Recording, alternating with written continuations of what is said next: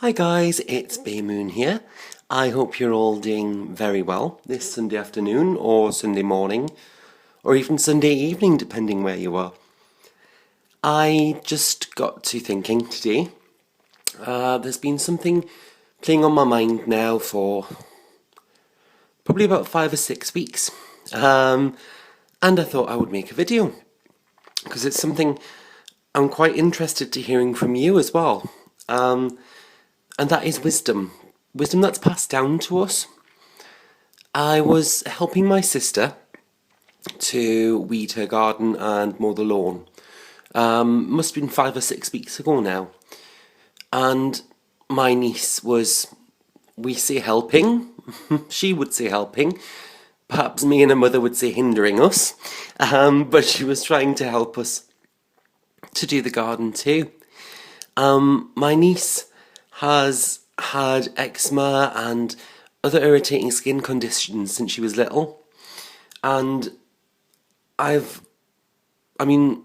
sister knows obviously the path I follow, and she's quite comfortable with it, and a lot of the herbal remedies that I use, she uses too, and she uses for the kids.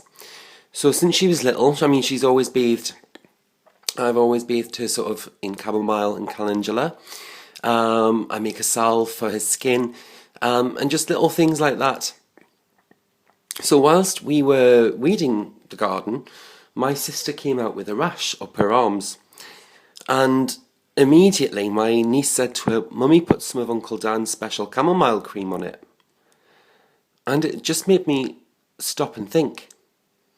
You know, she's 6-year-old, almost 7, but we've never directly talked about my path or the craft or any of those things. It's something that she's picked up without realising that those things can help your skin. It's something that as I say, we've used for her, and it's something that she's always had on her own skin through myself mainly, but it's something that we've never sat down and discussed. And it really got me to thinking how much we pick up from others, from our ancestors, from those that we look up to and respect. So I got to thinking a bit more, and I got to thinking of my gran and my great-gran. Now, they always had little sayings or little ways and little things that they do around the house. My grandmother mainly little sayings really, and my great-grandmother used herbs. She wasn't a witch, she was a Christian, but she understood the uses of certain herbs and certain flowers, and actually their magical properties. When I look back now and think about it, a lot of the things she used them for hold true to their magical properties. And it makes me think of,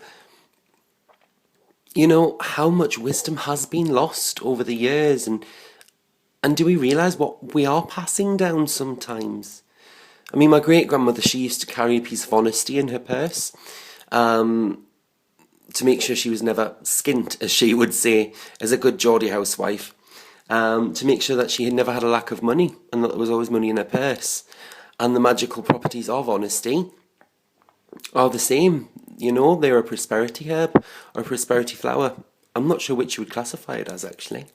They are sort of the little silvery white coin-shaped leaves. Very translucent, beautiful. She'd hang lavender above the door, and she said it kept the evil spirits away. Again, we know lavender is a really great protector. My gran, such as little sayings. Birch trees, if the leaves turned upward, she'd say there was bad weather coming, which is one of those folk omens, and the old-fashioned folk tales. All things that probably stem from a witchy path, or from following the old ways of years ago. How many of us have heard the rhyme for magpies? 1 for sorrow, 2 for joy, 3 for a girl, 4 for a boy, 5 for silver, 6 for gold, 7 for secrets never to be told. Again, that's it's an omen. It's a way of divining through nature and the amount of magpies that you see, and what that's going to mean to your daily life. And these are all things that, looking back now, at the time when I was young, gosh, my great-nan died when I was 9. So, up until 9 years, these are just little snippets that she did and that I've kind of remembered. And I mean, I keep a piece of honesty in my wallet. It's something that I've done from honouring her, really, and following what she believed. And these little snippets of information that we don't realise we're picking up, we do. As I said, my niece picked up from me the herbs and flowers that I used to sort of calm her skin conditions. And it makes me wonder sometimes how much we realise when we tell children to sit down and shut up, or, we might, not necessarily meaning it, we might say things in jest or in joke that can be quite hurtful, that a child will carry with them. I know I've heard so many instances of friends of mine, and even to some extent me myself, where family members have been called within the close family, and that child grows up to dislike that side of the family and has no contact with them, or such things as that.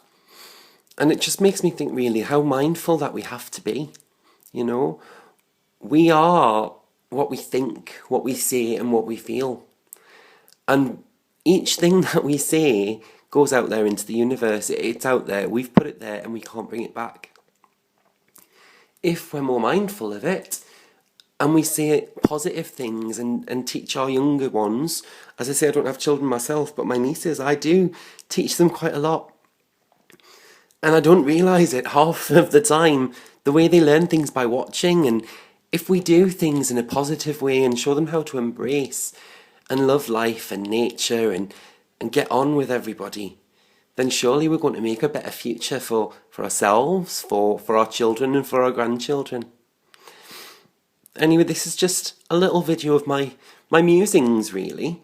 Not a lot, just something, as I say, that I've been thinking a lot about, and how much knowledge has been lost simply because we haven't took the time to pass it on.